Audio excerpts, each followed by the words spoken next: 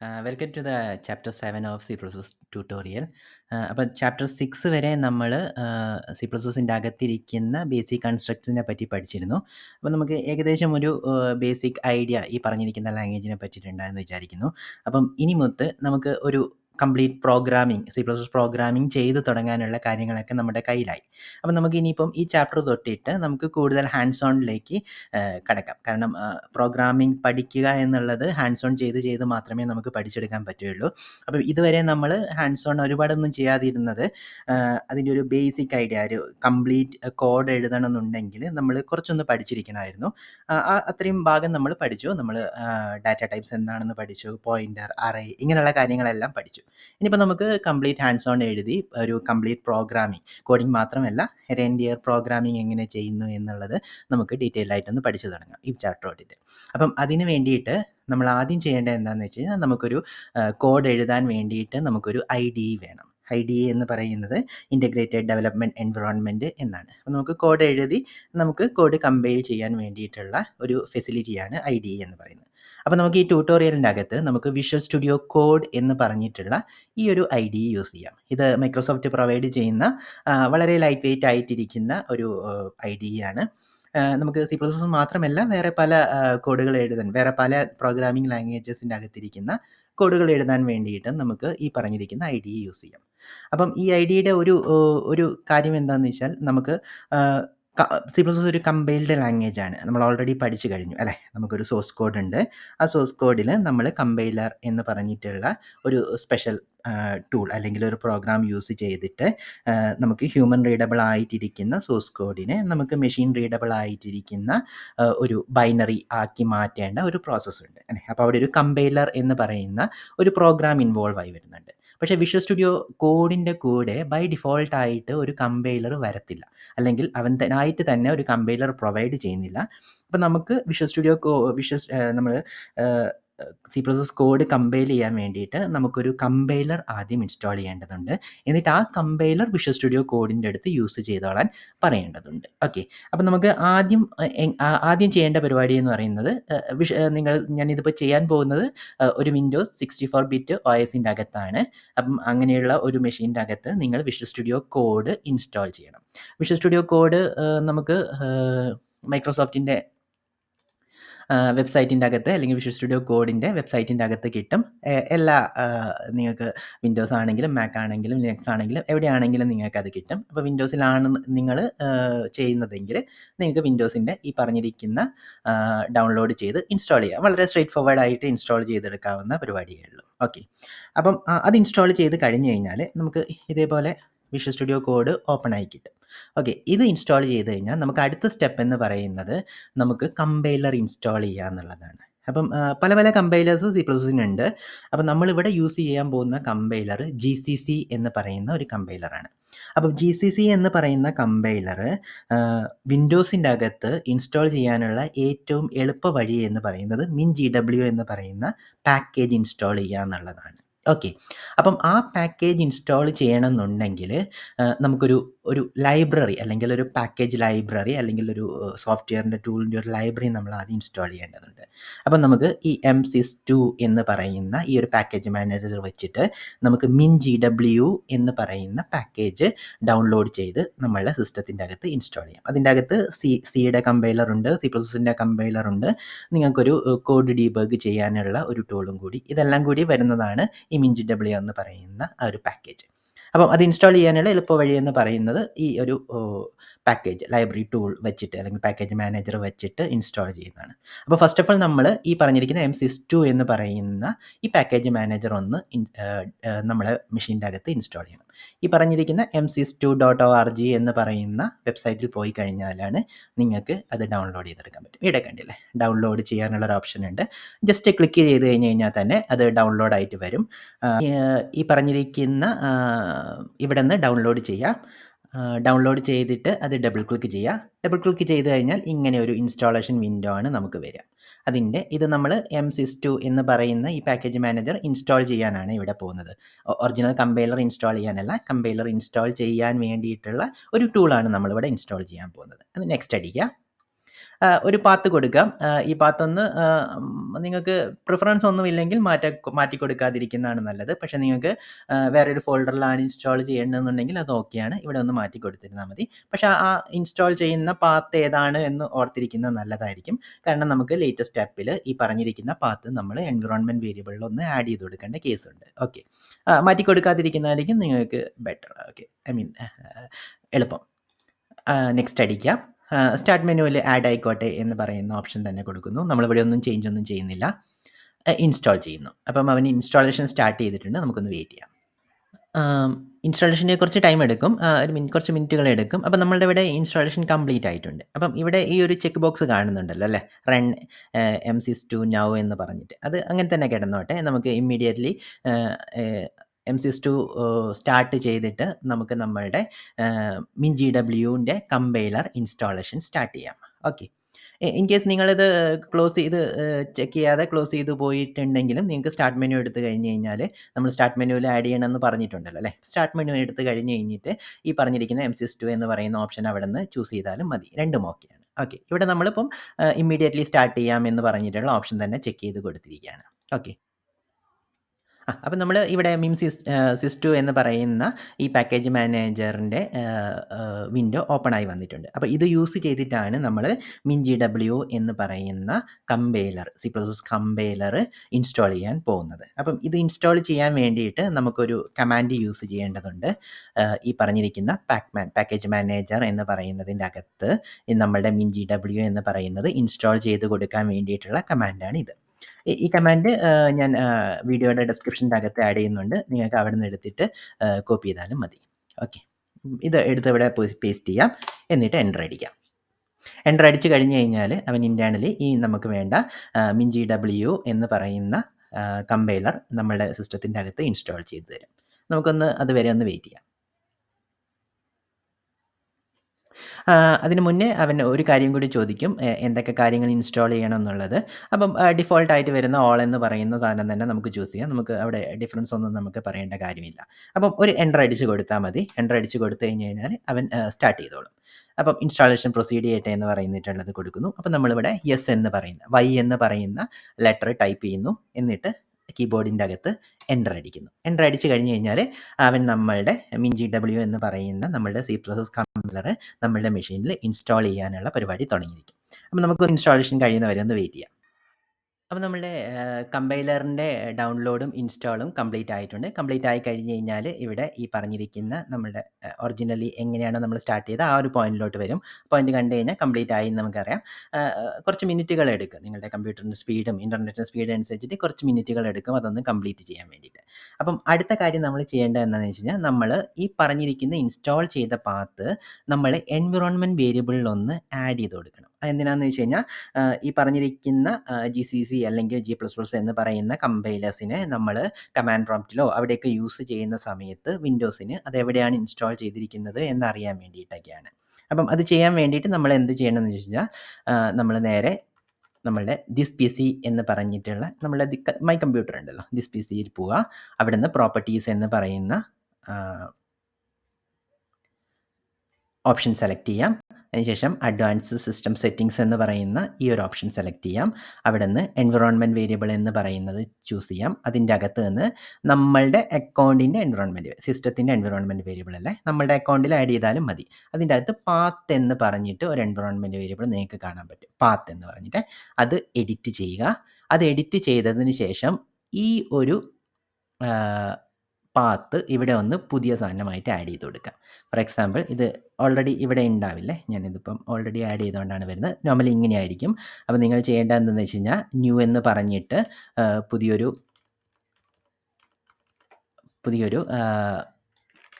Item add ചെയ്യുക. അതിനുശേഷം ഈ പറഞ്ഞിരിക്കുന്ന പാത്തൊന്ന് ഇവിടെ ആഡ് ചെയ്ത് കൊടുക്കുക. അപ്പോൾ നമ്മൾ ഈ പറഞ്ഞിരിക്കുന്ന പാത്തിൽ വന്നത് നിങ്ങൾ ഓർക്കുന്നുണ്ടാവും, നമ്മൾ ഇൻസ്റ്റാൾ ചെയ്ത സമയത്ത് MSys64 എന്ന് പറയുന്ന ഒരു ഫോൾഡർ ചൂസ് ചെയ്യണമെന്ന് പറഞ്ഞിരുന്നല്ലോ അല്ലേ. അപ്പം അവിടെ നിങ്ങൾ വേറെ ഏതെങ്കിലും ഫോൾഡറിലോട്ട് മാറ്റി കൊടുത്തിട്ടുണ്ടെങ്കിൽ നിങ്ങൾ ഏത് ഫോൾഡറാണോ ചൂസ് ചെയ്തത് ആ ഫോൾഡർ ആയിരിക്കണം ഇവിടെ കൊടുക്കേണ്ടത്. അപ്പം നോർമലി ഈ പറഞ്ഞിരിക്കുന്ന ബിൻ എന്ന് പറയുന്ന ഫോൾഡറിൻ്റെ അകത്ത് നമ്മളുടെ കമ്പൈലറും കാര്യങ്ങളെല്ലാം കാണും. G++ഉം GCCയും അങ്ങനെയുള്ള കമ്പൈലേഴ്സും കാര്യങ്ങളെല്ലാം കാണും. ഇത് ചെയ്ത് കഴിഞ്ഞ് കഴിഞ്ഞാൽ ഇവിടെ ഓക്കെ അടിക്കുക, ഇവിടെ ഓക്കെ കൊടുക്കുക, ഇവിടെ ഓക്കെ കൊടുക്കുക. ഇത് ക്ലോസ് ചെയ്യാം. അപ്പോൾ നമ്മൾ ഈ പറഞ്ഞിരിക്കുന്ന കമ്പൈലേഷനും നമ്മൾ കമ്പൈലർ എല്ലാം സെറ്റപ്പ് ആയിട്ടുണ്ട്. ഇനി നമുക്ക് നേരെ വിഷ്വൽ സ്റ്റുഡിയോ കോഡിലോട്ട് പോയിട്ട് നമുക്ക് കോഡ് റൈറ്റ് ചെയ്ത് തുടങ്ങാം. ഓക്കെ. അപ്പം കോഡ് റൈറ്റ് ചെയ്ത് തുടങ്ങുന്ന സമയത്ത് നമ്മളൊരു വിൻഡോസിൻ്റെ അകത്തൊരു ഫോൾഡർ ക്രിയേറ്റ് ചെയ്യുക. ഇതേപോലെ ഇതുപോലെ ഒരു വിൻഡോസിൻ്റെ അകത്തൊരു ഫോൾഡർ ക്രിയേറ്റ് ചെയ്യുക. എന്നിട്ട് ആ ഫോൾഡറിനകത്തായിരിക്കും നമ്മൾ നമ്മളുടെ കോഡിൻ്റെ ഫയൽസ് എല്ലാം സേവ് ചെയ്യാൻ പോകുന്നത്. എന്നിട്ട് ഇവിടെ ഫയൽ എടുത്തിട്ട് ഓപ്പൺ ഫോൾഡർ എന്ന് പറയുന്ന ഓപ്ഷൻ കൊടുത്തിട്ട് ആ ഫോൾഡർ ചൂസ് ചെയ്തിട്ട് ഓപ്പൺ ചെയ്ത് കൊടുക്കുക. അങ്ങനെയാണെങ്കിൽ നമ്മൾ സാമ്പിൾ കോഡ് എന്ന് പറയുന്ന നമ്മളുടെ ഫോൾഡർ ഇവിടെ ഓപ്പൺ ആയിട്ട് വരും. അപ്പം ഇനിയിപ്പോൾ നമ്മളിവിടെ എന്ത് പുതിയ കാര്യങ്ങൾ പുതിയ ഫയൽസ് ക്രിയേറ്റ് ചെയ്യുക അല്ലെങ്കിൽ ഫോൾഡർ ക്രിയേറ്റ് ചെയ്ത് കഴിഞ്ഞ് കഴിഞ്ഞാലും നമ്മൾ നേരത്തെ ക്രിയേറ്റ് ചെയ്ത ആ ഫോൾഡറിലോട്ടായിരിക്കും പോകുന്നത്. അപ്പം നമുക്ക് നമ്മളുടെ ഫസ്റ്റത്തെ ഫയൽ C++ ഫയൽ ഒന്ന് ക്രിയേറ്റ് ചെയ്യാം. sample.cpp എന്ന് കൊടുക്കുന്നത്. CPP ആണ് ഇതിൻ്റെ എക്സ്റ്റൻഷൻ. C++ കോഡിൻ്റെ എക്സ്റ്റൻഷൻ CPP ആണ്. അപ്പോൾ നമുക്ക് ഒരു കാര്യം കൂടി നമ്മൾ ചെയ്യേണ്ടതുണ്ട്. നമ്മൾ ഈ പറഞ്ഞിരിക്കുന്ന C++ കോഡ് എഴുതുന്ന സമയത്ത് ഇതൊരു ടെക്സ്റ്റ് എഡിറ്റർ ആണല്ലോ അല്ലേ. അപ്പോൾ ആ ടെക്സ്റ്റ് എഡിറ്ററിന് C++ൻ്റെ സിൻടാക്സിനനുസരിച്ചിട്ടുള്ള ഫോർമാറ്റിങ്ങും കാര്യങ്ങളും എല്ലാം കിട്ടാൻ വേണ്ടിയിട്ട് മൈക്രോസോഫ്റ്റ് ഇതിൻ്റെ അകത്ത് നമുക്ക് ഒരു എക്സ്റ്റൻഷൻ പ്രൊവൈഡ് ചെയ്യുന്നുണ്ട്. ആ എക്സ്റ്റൻഷനും കൂടി നമ്മൾ ഇൻസ്റ്റാൾ ചെയ്ത് കഴിഞ്ഞ് കഴിഞ്ഞാൽ നമ്മുടെ കോഡ് പ്രോപ്പർലി C++ൻ്റെ സിൻടാക്സിനും കാര്യങ്ങൾക്കെല്ലാം അനുസരിച്ചിട്ട് പ്രോപ്പറായിട്ട് ഫോർമാറ്റിങ്ങും കാര്യങ്ങളും എല്ലാം ചെയ്തു വരും. ഇൻ്റലിജൻസിൻ്റെ സപ്പോർട്ടും കാര്യങ്ങളെല്ലാം വരും. അതായത് ഇൻ്റലിജൻസ് എന്ന് പറയുന്നത് നമ്മൾ ടൈപ്പ് ചെയ്യുന്ന സമയത്ത് അതിൻ്റെ സജഷൻസ് വരും. ആ ടൈപ്പ് ചെയ്യുന്ന കംപ്ലീറ്റ് ചെയ്യാൻ എന്താണോ വേണ്ടത് അങ്ങനെയുള്ള കുറച്ച് സജഷൻസ്. പിന്നെ നമ്മൾ കോഡ് എഴുതി പോകുന്ന സമയത്ത് തന്നെ എന്തെങ്കിലുമൊക്കെ ഒരു മിസ്റ്റേക്സ് ഉണ്ടെങ്കിൽ അവൻ അവിടെ കാണിച്ചു തരും. അപ്പോൾ അങ്ങനെയുള്ള കുറച്ച് ഗുണങ്ങളെല്ലാം നമ്മൾ ഈ ഒരു എക്സ്റ്റൻഷൻ ഇൻസ്റ്റാൾ ചെയ്യുന്നതുകൊണ്ട് നമുക്ക് കിട്ടും. അപ്പോൾ ഇൻസ്റ്റാൾ ചെയ്യാൻ വേണ്ടിയിട്ട് നമ്മൾ ഈ പറഞ്ഞിരിക്കുന്ന ഈ ലെഫ്റ്റിൻ്റെ അകത്ത് എക്സ്റ്റൻഷൻസ് എന്ന് പറയുന്ന ഈ ഒരു ഓപ്ഷൻ ചൂസ് ചെയ്യാം. എന്നിട്ട് അതിൻ്റെ അകത്ത് C+ എന്ന് ടൈപ്പ് ചെയ്ത് കൊടുക്കാം. എന്നിട്ട് എൻ്റർ അടിക്കാം. എൻ്റർ അടിച്ച് കഴിഞ്ഞ് കഴിഞ്ഞാൽ നിങ്ങൾക്ക് ഫസ്റ്റ് തന്നെ നോർമലി വരും C++ എന്ന് പറയുന്ന ഈ ഒരു ഐറ്റം. ഈ ഐറ്റം മൈക്രോസോഫ്റ്റിൻ്റെ തന്നെയാണ്. ഇവിടെ ഒരുപാട് ഡൗൺലോഡ് നടന്നിട്ടുണ്ട്. വളരെ പോപ്പുലർ ആയിട്ടിരിക്കുന്ന ഒരു എക്സ്റ്റൻഷനാണ്. അതിൻ്റെ അകത്ത് ഇൻസ്റ്റാൾ എന്ന് പറഞ്ഞിട്ടുള്ള ആ ഒരു ഓപ്ഷൻ ചൂസ് ചെയ്ത് കൊടുക്കാം. ഇൻസ്റ്റാൾ കൊടുത്തു കഴിഞ്ഞാൽ അവൻ ഇൻസ്റ്റാൾ ആയിക്കോളും. നമ്മളിപ്പോൾ ഇൻസ്റ്റാളേഷൻ കംപ്ലീറ്റ് ചെയ്തിട്ടുണ്ട്. അപ്പോൾ നമുക്ക് ആ എക്സ്റ്റൻഷൻ നമുക്ക് ഇവിടെ അവൈലബിൾ ആണ്. ഇതുപോലെ വിഷ്വൽ സ്റ്റുഡിയോ കോഡിൻ്റെ അകത്ത് നമ്മളുടെ കോഡിങ് കുറച്ചും കൂടി എളുപ്പമാക്കാനൊക്കെ വേണ്ടിയിട്ട് പല പല എക്സ്റ്റൻഷൻസും പല പല ആളുകൾ എഴുതി വെച്ചിട്ടുണ്ട്. നിങ്ങൾക്ക് വേണമെന്നുണ്ടെങ്കിൽ നിങ്ങൾക്ക് ഏതെങ്കിലും ഒരെണ്ണം കംഫർട്ടബിൾ ആണെന്ന് തോന്നുകയാണെങ്കിൽ അതൊക്കെ ഇൻസ്റ്റാൾ ചെയ്തിട്ട് നിങ്ങളുടെ കോഡിങ് കുറച്ചും കൂടി എളുപ്പമാക്കാനൊക്കെ നമുക്ക് പറ്റും. ഓക്കെ. അപ്പോൾ നമ്മൾ തൽക്കാലം C++ എന്ന് പറയുന്ന ഈ ഒരു എക്സ്റ്റൻഷൻ മാത്രമേ എടുക്കുന്നുള്ളൂ. ഇനി നമുക്ക് കോഡ് എഴുതി തുടങ്ങാം അല്ലേ. അപ്പോൾ നമ്മൾ ആദ്യം തന്നെ നമ്മൾ ഹാഷ് ഇൻക്ലൂഡ് ചെയ്യുന്നു. IOStream എന്ന് പറയുന്ന നമ്മളുടെ ഹെഡർ ഫയൽ ഇൻക്ലൂഡ് ചെയ്യുന്നു. അതിനുശേഷം നമ്മൾ നമ്മളുടെ ഏത് C++ പ്രോഗ്രാമും മെയിൻ എന്ന് പറയുന്ന ഫംഗ്ഷൻ്റെ അകത്താണ് സ്റ്റാർട്ട് ചെയ്യുന്നത്. എല്ലാത്തിനും ഒരു സ്റ്റാർട്ടിംഗ് പോയിന്റ് വേണമല്ലോ. C++ പ്രോഗ്രാം സ്റ്റാർട്ട് ചെയ്യുന്നത് മെയിൻ്റെ അകത്താണ്. ഇവിടെ നമ്മൾ ജസ്റ്റ് ഒന്ന് ഹലോ വേൾഡ് എന്ന് പറയുന്ന സ്ട്രിങ് ഒന്ന് പ്രിൻ്റ് ചെയ്യാൻ വേണ്ടിയിട്ടുള്ള കമാൻഡ്. അത് std എന്ന് പറയുന്ന സ്റ്റാൻഡേർഡ് ലൈബ്രറി അതിൻ്റെ അകത്ത് cout എന്ന് പറയുന്ന ഫംഗ്ഷൻ പ്രിൻ്റ് ചെയ്യുക എന്ന് പറയുന്നതിന് വേണ്ടിയിട്ട് C++ പ്രൊവൈഡ് ചെയ്യുന്നുണ്ട്. അത് കഴിഞ്ഞിട്ട് ഈ ഒരു ഓപ്പറേറ്റർ ഡബിൾ കോട്ട്സിൻ്റെ അകത്ത് നമുക്ക് എന്ത് സ്ട്രിങ് ആണോ പ്രിൻ്റ് ചെയ്യേണ്ടത് അത് കൊടുക്കുന്നു. ഇവിടെ നമ്മൾ ഹലോ C++ എന്ന് കൊടുക്കുന്നു. അത് കഴിഞ്ഞിട്ട് നമുക്ക് ഒരു ന്യൂ ലൈനും കൂടി കൊടുക്കാം. അപ്പം ഈ പറഞ്ഞിരിക്കുന്ന പ്രോഗ്രാം വലിയ കാര്യമൊന്നുമല്ല. വളരെ സിമ്പിൾ ആയിട്ടുള്ള പ്രോഗ്രാമാണ്. നമുക്ക് വളരെ ഡീറ്റെയിൽഡ് ആയിട്ടുള്ള പ്രോഗ്രാം നമുക്ക് എഴുതി പഠിക്കാവുന്നതേ ഉള്ളൂ. അപ്പം ഇത് നിങ്ങൾ അതിൽ പ്രോഗ്രാമിൽ വലിയ കോൺസെൻട്രേറ്റ് ഒന്നും ചെയ്യേണ്ട കാര്യമില്ല. നമുക്കത് പഠിച്ചെടുക്കാവുന്നതേ ഉള്ളൂ. ഇനി നമ്മൾ റിട്ടേൺ 0 കൊടുക്കുന്നു. ഇതെങ്ങനെ വിഷ്വൽ സ്റ്റുഡിയോ കോഡിൻ്റെ അകത്ത് കമ്പയർ ചെയ്യുന്നു എന്ന് നോക്കിയാൽ മതി. അപ്പം നമ്മൾ ഈ പറഞ്ഞിരിക്കുന്ന കോഡ് എഴുതി ഇനി നമ്മൾ ഈ പറഞ്ഞിരിക്കുന്ന ഫയലിൻ്റെ അകത്തേക്ക് നമുക്ക് സേവ് ചെയ്യണം. സേവ് ചെയ്ത ഫയലായിരിക്കണം നമ്മൾ കമ്പൈൽ ചെയ്ത് നമ്മളുടെ ബൈനറി ഉണ്ടാക്കേണ്ടത്. ഇവിടെ മുകളിലൊരു ഒരു വൈറ്റ് കളറിലിരിക്കുന്ന റൗണ്ട് കാണുന്നുണ്ടല്ലോ. അതിൻ്റെ അർത്ഥം എന്ന് പറയുന്നത് ഈ ഫയലിൽ എന്തോ മോഡിഫിക്കേഷൻ ചെയ്തിട്ടുണ്ട്. പക്ഷെ അത് ഇതുവരെ സേവ് ചെയ്തിട്ടില്ല എന്നാണ് അത് ഇൻഡിക്കേറ്റ് ചെയ്യുന്നത്.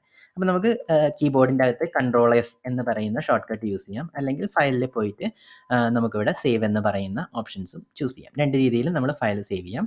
സേവ് ചെയ്തതിന് ശേഷം നമുക്ക് ഇവിടെ ഒരു ഇതാണ് നമ്മൾ കമ്പൈൽ ചെയ്ത് റൺ ചെയ്യാൻ വേണ്ടിയിട്ടുള്ള ബട്ടൺ.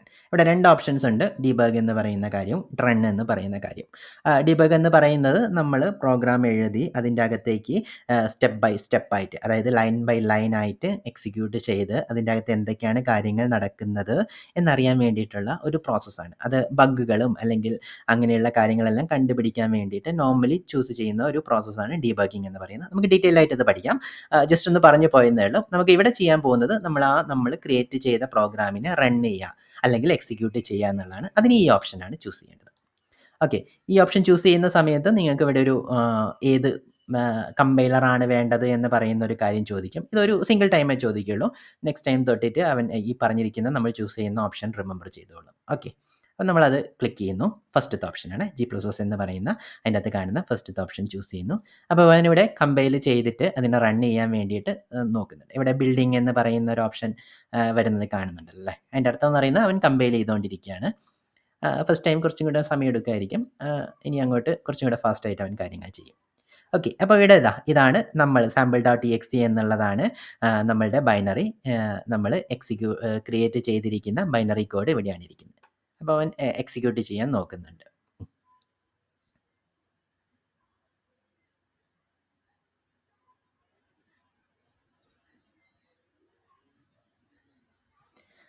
നമ്മളെ കോഡ് എക്സിക്യൂട്ട് ആയി വന്നിട്ടുണ്ട്. ഈ ഹെല്ലോ സി പ്ലസ് എസ് എന്ന് പറയുന്ന അതാണ് നമ്മുടെ ഔട്ട്പുട്ട് അല്ലേ. ഈ പറഞ്ഞിരിക്കുന്ന എന്താണോ അവിടെ അതാണ് പ്രിന്റ് ചെയ്ത് വന്നിരിക്കുന്നത്. നമുക്ക് വേണേൽ CLS എന്ന് പറയുന്ന കമാൻഡ് വെച്ചിട്ട് ഒന്ന് സ്ക്രീൻ ക്ലിയർ ചെയ്ത് കളയാം. അത് ടെർമിനൽ വിൻഡോ ആണ്. ഇത് ടെർമിനൽ വിൻഡോ ആണ്.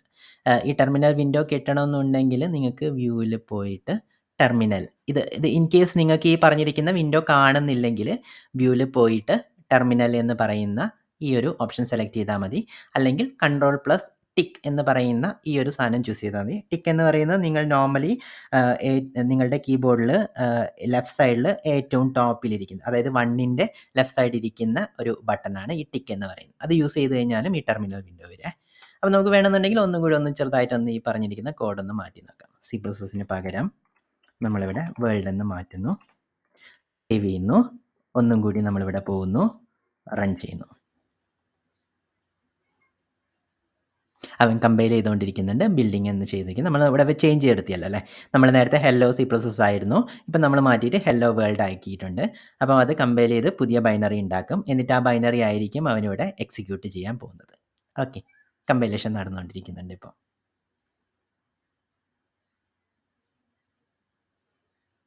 അവൻ എക്സിക്യൂഷൻ സ്റ്റാർട്ട് ചെയ്യുന്നുണ്ട്. അപ്പോൾ നമുക്ക് ഈ പറഞ്ഞിരിക്കുന്ന ഹെല്ലോ വേൾഡ് എന്ന് പറയുന്ന പുതിയ കാര്യമായിരിക്കണം ഇവിടെ പ്രിന്റ് ചെയ്ത് വരേണ്ടത്.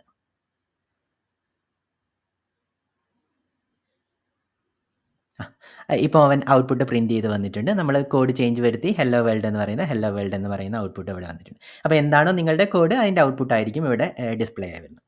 ഇനി നമുക്ക് ഒരു കാര്യം കൂടി നോക്കാം. നമ്മൾ പറഞ്ഞല്ലോ അല്ലേ, കമ്പൈൽഡ് ലാംഗ്വേജ് ആണ് കമ്പൈൽ ചെയ്തിട്ട്. അപ്പോൾ ഇതാണ് നമ്മളുടെ ഈ പറഞ്ഞിരിക്കുന്ന ഇവിടെ ഓപ്പൺ ചെയ്തിരിക്കുന്ന വിൻഡോസിൻ്റെ ഫോൾഡർ. അപ്പോൾ ഈ ഫോൾഡറിൻ്റെ അകത്ത് നമുക്ക് നമ്മളുടെ CPP ഫയലും ഉണ്ട്. അതുകൂടാതെ നമ്മൾ കമ്പൈൽ ചെയ്ത നമ്മളുടെ ബൈനറിയും ഈ ഫോൾഡറിൽ തന്നെയാണ് വരുന്നത്.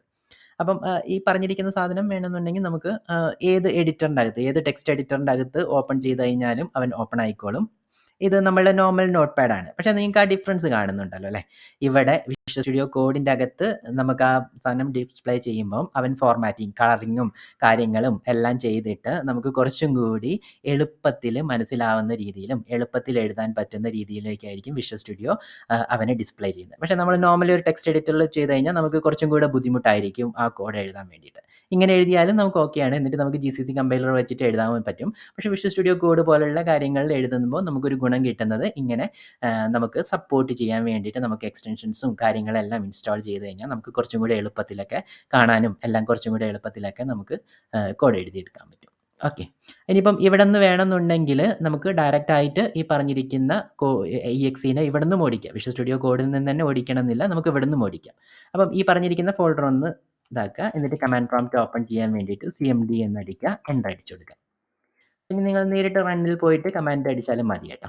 അപ്പം ഇവിടെ നമ്മളിപ്പം ഈ സാമ്പിൾ കോഡ് എന്ന് പറയുന്ന ഫോൾഡർ ചൂസ് ചെയ്തിട്ടുണ്ട്. ഇവിടെ നിന്ന് നമ്മൾ sample.txt എന്ന് പറയുന്ന നമ്മളുടെ ബൈനറി ഫയൽ ചൂസ് ചെയ്ത് കൊടുക്കാം. എന്നിട്ട് എൻ്റർ അടിച്ച് കഴിഞ്ഞാൽ അവൻ ഇവിടെ നിന്നാണെങ്കിലും എക്സിക്യൂട്ട് ചെയ്തോളും. അതായത് എവിടെ കൊണ്ടുപോയിട്ട് ഇട്ട് കഴിഞ്ഞ് കഴിഞ്ഞാലും ഈ പറഞ്ഞിരിക്കുന്ന sample.txt എന്ന് പറയുന്നത് നമുക്ക് എക്സിക്യൂട്ട് ചെയ്തെടുക്കാവുന്നതേ ഉള്ളൂ. അപ്പം ഈ വിഷ്വൽ സ്റ്റുഡിയോ കോഡിൻ്റെ അകത്ത് നിന്ന് അത് എക്സിക്യൂട്ട് ചെയ്യാനുള്ള മെത്തേഡാണ് ഇത് എന്ന് മാത്രം ഇവിടെ കൊടുക്കുന്നത്. ഓക്കെ. അപ്പം നമുക്ക് ഈ ചാപ്റ്റർ ഇവിടെ കൺക്ലൂഡ് ചെയ്യാൻ തോന്നുന്നു. നമുക്ക് ഇനിയിപ്പോൾ നമ്മൾ ഈ ട്യൂട്ടോറിയലിൻ്റെ അകത്ത് നമ്മൾ കുറച്ചും കൂടി നല്ല രീതിയിലിരിക്കുന്ന ഹാൻഡ്സ് ഓൺസും കോഡുകളെല്ലാം ചെയ്യാൻ പോവുകയാണ്. അപ്പോൾ നമ്മൾ ഈ പറഞ്ഞിരിക്കുന്ന എൻവിറോൺമെൻറ്റ് തന്നെയായിരിക്കും ഉപയോഗിക്കാൻ പോകുന്നത്. അപ്പോൾ നിങ്ങൾ ഈ എൻവിറോൺമെൻറ്റ് എല്ലാം ഇൻസ്റ്റാൾ ചെയ്ത് സെറ്റപ്പ് ചെയ്ത് വെച്ചിട്ടുണ്ടെങ്കിൽ നമുക്ക് കുറച്ചും കൂടി എളുപ്പമായിരിക്കും. അപ്പോൾ ശരി, നമുക്ക് നെക്സ്റ്റ് വീഡിയോയിൽ കാണാം. ബൈ.